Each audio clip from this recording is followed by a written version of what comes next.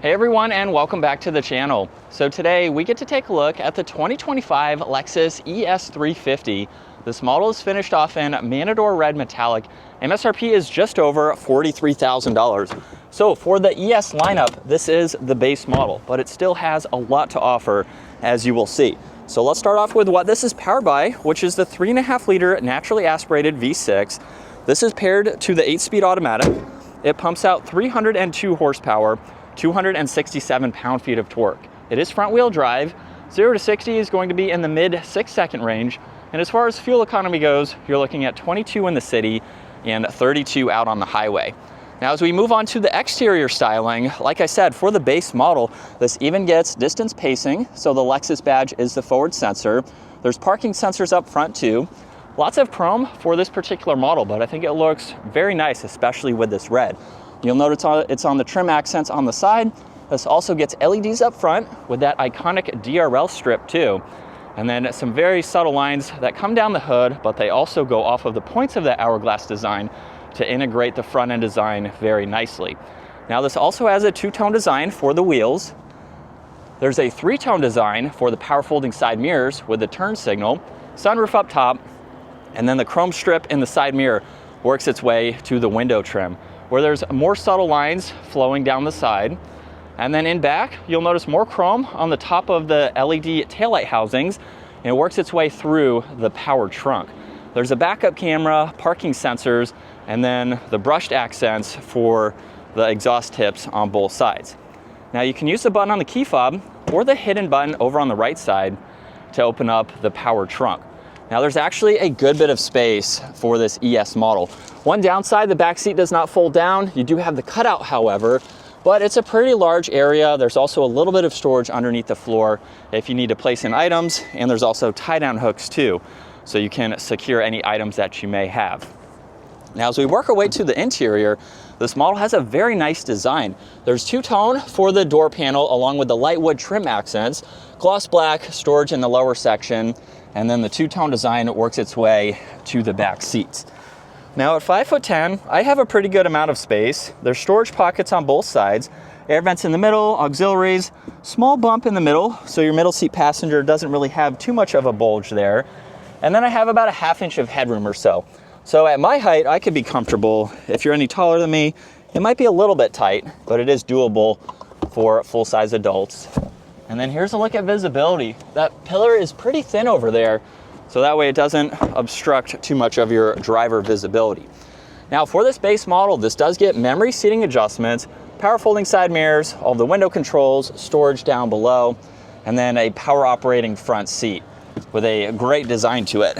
Now, this model also has the easy entry and exit, so as soon as I start this up, the driver's seat is going to work its way closer to the steering wheel. Now this has solid leather for the steering wheel, paddle shifters on both sides, all of your cruise control settings, distance pacing, lane keeping assist, mode and tuning for your audio. There's volume, Bluetooth and voice commands, and then controls for the gauge cluster. Now on the far right, there's your fuel, engine temperature. Middle, you will see tach, miles per hour, and what gear you're in. And then you can scroll through quite a lot over on the far left. So you can use these arrows to get into all of this information, and there's even a lot of safety features that you can go in and configure. So just depending on how you would like to view this, there's even a kick sensor for the trunk, which is very nice to see, so you can get into that. So quite a lot that you can scroll through just depending on how you want to set this up. So very nice to see that amount of information. Now on the left, there's a little bit of storage, fuel cap, trunk release, more wood trim with one air vent, and then there's two stalks above the gauge cluster. The one on the left side is for traction control, so you can use that to turn it on and off. The one on the right side is for the driving modes. So there's sport mode, there's eco mode, and then normal too. Now for this base model, you do get the smaller infotainment system. There's a clock on the left side, but you still have pretty much the same amount of information to go through. You can get into all of the climates. You can even get into the heated and ventilated seats, heated steering wheel. You have trip information, some vehicle alerts, and then all of the settings that you can go into just depending on how you want to set this up. There's air vents underneath that, and then a row of physical buttons for the temperature, fan speed, where you'd like the air to go, defrosters. You have audio adjustments underneath that, along with power, volume, and tuning. So those are 2 buttons integrated into one area. E-brake is down below, and you do get physical buttons for the heated, ventilated, and heated steering wheel. You get storage up front, along with 2 more auxiliaries. There's also cup holders, and then the backup camera has 2 different angles here, along with being able to adjust the guidelines. Now you can also shift using the shifter or the paddle shifters. There's auto hold with wireless charging behind that, and then you have more auxiliaries and additional storage in the glove box, or the armrest, along with down in the glove box. Garage door buttons are up top. There's the touch sensitive dome lights and controls for the sunroof, as the sunshade is manual operating. And then here's a look at visibility from the driver's seat. Like I said, with the pillars in the back there, it's pretty easy to see all around. And we are still in sport mode, 2nd gear. Here we go. And just a mild acceleration. This has a lot more potential. Now, it's not a quick vehicle, but it has power to get up and move, to merge, get out of its own way. It definitely is going to give you the power you need to get up and moving. And the fact that we have a few different driving modes is nice to see. So they are functional. So if we go down into 3rd gear, I'm going to have to give it a little bit more gas to get up and move. So just depending on the throttle response that you like, maybe you're out on the highway and you don't want quite as much throttle response just cruising, you can use this stock and go through the functional modes there. But this is what it's like to be behind the wheel for the ES350. Definitely a nice place to be. And the paddles are pretty responsive too, which is nice. They're super smooth in the gear changes, which is what you would expect for this luxury style sedan. So they're virtually non-existent in feeling them, both for the up and down shifts there. So a nice smooth transition.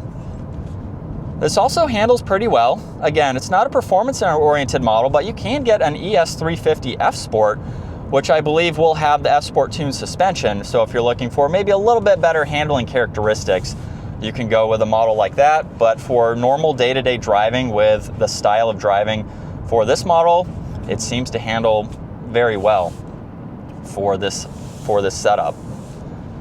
And it's just a nice vehicle. So for the price, it is pretty basic, but that's what a lot of Toyota and Lexus owners like. You just want to get in, maybe pair your phone, you're good to go. And then you have some physical buttons to use to control some of the vitals here. So I think it's a really nice setup. Not a ton of bells and whistles to get overcomplicated or confused by. And it offers you a very nice ride. So super impressive for the base model 350. Now, real quick, as far as maneuverability goes, like I said, it is a little bit longer of a vehicle. So let's see what we can do here with a UE if we have to go into reverse. A little bit wide, but it is doable. So it's going to still be easy to maneuver in parking lot situations and things like that. But that will wrap it up for the 2025 Lexus ES350. Once again, huge shout out to Hendrick Lexus Northlake for providing this sedan for me today. Take a look at their website, give this video a huge thumbs up if you enjoyed it, and consider smashing that subscribe button so you can stay up to date with our daily uploads. I will see you all in the next video.